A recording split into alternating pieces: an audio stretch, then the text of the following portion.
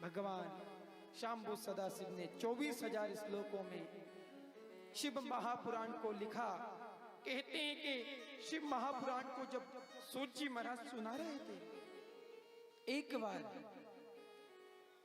सनकादिक ऋषियों ने पूछा है, हे ऋषियों, इस कली काल में, इस पापाचार में मनुष्य जो धर्म को भूल गया है, सनातन से दूर हो गया है। जय हो साधु साधु साधु।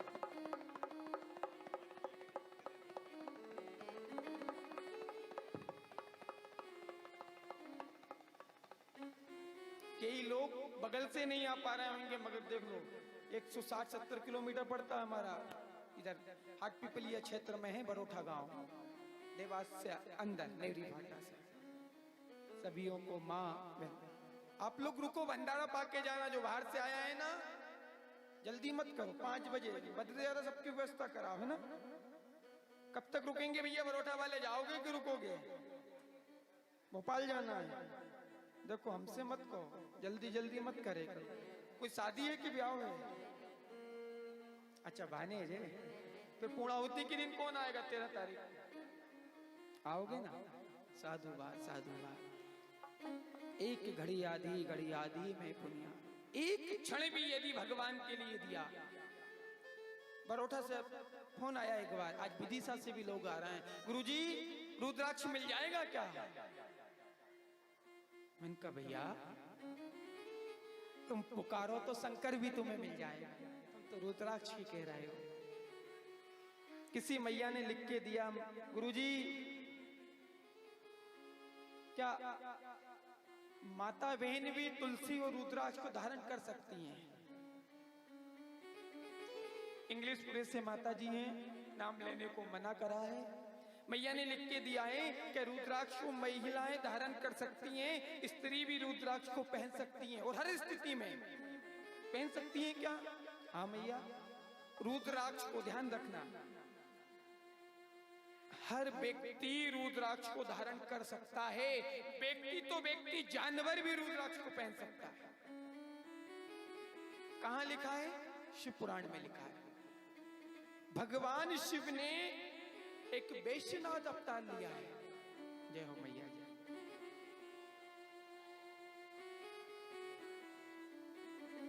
हर व्यक्ति, स्त्री नहीं, पुरुष नहीं, नर नहीं, किन्नर गंधर्व नहीं, देवता नहीं, पशु पक्षी भी रुद्राक्ष को धारण कर सकते हैं। कहते हैं शिव पुराण में एक कथा आती है, एक वेश्या गणिका, जानते हो ना नाचने वाली? एक वेश्या थी, एक गणिका थी जो नाच के बेविचार करके अपने जीवन का यापन करती थी। बैठो हिमेश भैया, विराजो, जय हो आपकी। आओ राठौर साहब विराजो है। कहते हैं जीवन का यापन करती है, मगर रात दिन वो शिव की भक्ति में लगी रहती है। आप और हम क्या भक्ति करेंगे साहब? एक गणिका, एक नाचने वाली, एक वेश्या भी बेविचारिणी, जिसको लोग पापन कहते हैं, वो भी रात दिन नमः शिवाय नमः शिवाय नमः शिवाय, रात दिन शिव का नाम लेती है। हे महादेव, श्रृंगार करती है तो महादेव के नाम का, भोजन करती है तो भगवान का नाम लेके करती है। कहते हैं और तो और लोग दुनिया अपने गले में सोने का हार पहनते हैं, लोग दुनिया अपने गले में हीरे मोती माणिक पहनते हैं, वो वेश्या रुद्राक्ष की माला धारण करती है। वो वेश्या रात दिन शिव का अभिषेक करती है। आज यजमानों ने करा, ध्यान रखना, जो अभिषेक करते हैं उसका पितृ दोष मिट जाता है। जो भगवान शिव को गंगा जल, देसी गाय का दूध, दही पंचामृत अर्पण करता है, हर घर में पितृ दोष है। अपनी अपनी कुंडली दिखा लेना ब्राह्मण बैठे, एक भी ऐसा नहीं मिलेगा, आप हो या हम, या तो काल सर्प दोष या पितृ दोष हर जीवन में है।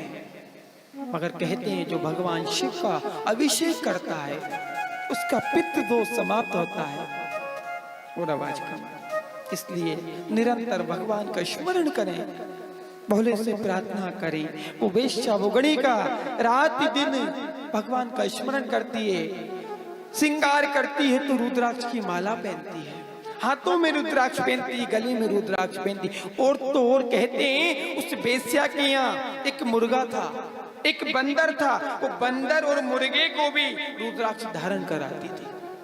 अब विचार करना, यदि बंदर रुद्राक्ष पहन सकता है, बेश्या रुद्राक्ष पहन सकती है, वो गणिका मुर्गे को रुद्राक्ष पहना सकते हैं, तो क्या माता बहनें रुद्राक्ष नहीं पहन सकती? पहन सकती है। हर परिस्थिति में नाभि से ऊपर का शरीर सबका पवित्र होता है। किसी भी परिस्थिति में एक बार रुद्राक्ष को धारण कर लिया तो कभी भी उतारना नहीं है, कभी भी। हाँ, उसको किसी परिस्थिति के बाद 6 दिन बाद उसको आप गंगा नर्मदा जल से धो सकते हैं, मगर उतारना नहीं है। जय हो सभी की। हर परिस्थिति में, हर परिस्थिति में रुद्राक्ष को धारण कर सकते हैं। वो वेश्या रुद्राक्ष को धारण करती, शिव शिव का नाम जपती। भगवान कहते हैं एक बार शाम्भु सदाशिव ने उसकी परीक्षा लेना चाहिए। भगवान ने एक वेश्य बनिए का रूप बनाया। इस कहानी को बड़े मर्म से सुनना।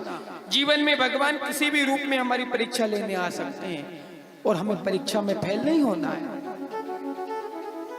भगवान ने वेश्य का रूप बना के आज मेरे महादेव, मेरे शंभु, मेरे ओडरधानी विश्वेश्वर महादेव एक वेश्य का रूप बना के, एक बनिए का रूप बना के गणिका के यहाँ आ गए।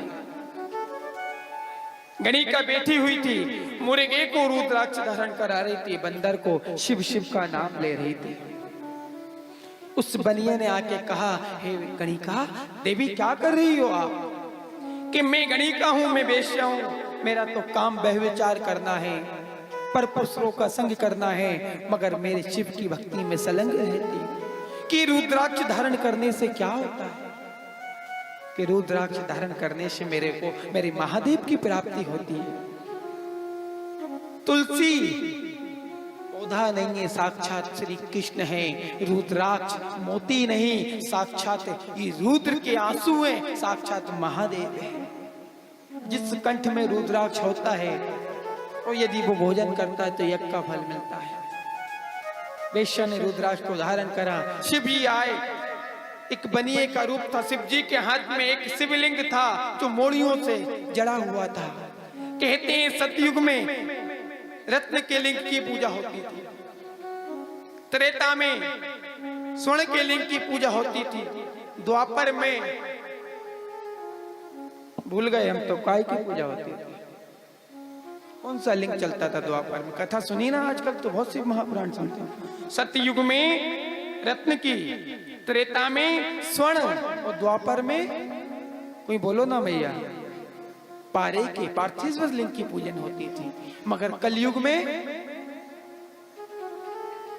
ए महादेव पार्थिव शिवलिंग जो मिट्टी से ये निर्माण कर रहे हो आप, रोज हमारे ब्राह्मण देवता अभिषेक कर रहे हो। कहते हैं जो रत्न, जो पारा, जो स्वर्ण के शिवलिंग का सतयुग में, त्रेता में, द्वापर में फल मिलता था, वही फल यदि कलयुग पार्थिव शिवलिंग का निर्माण करके भगवान का पूजन करेगा, अभिषेक करेगा, उसके भगवान धन धान से सारे दोषों से उसे मुक्त कर देंगे। इसलिए नित्य कहीं जाने की जरूरत नहीं है। घर पे तुलसी क्यारा है, तुलसी क्यारे में जो मिट्टी होती है उससे छोटा सा शिवलिंग बनाया, एक लोटा जल लिया और चढ़ा दिया, वहीं स्नान, वहीं पूजन, वहीं विसर्जन हो जाता है। अलग से बनाने की जरूरत नहीं है। आपके घर कोई बट वृक्ष है, कल्प वृक्ष है, पीपल है, वहीं आपने पार्थिव लिंग को बनाया और बना के वहीं एक लोटा जल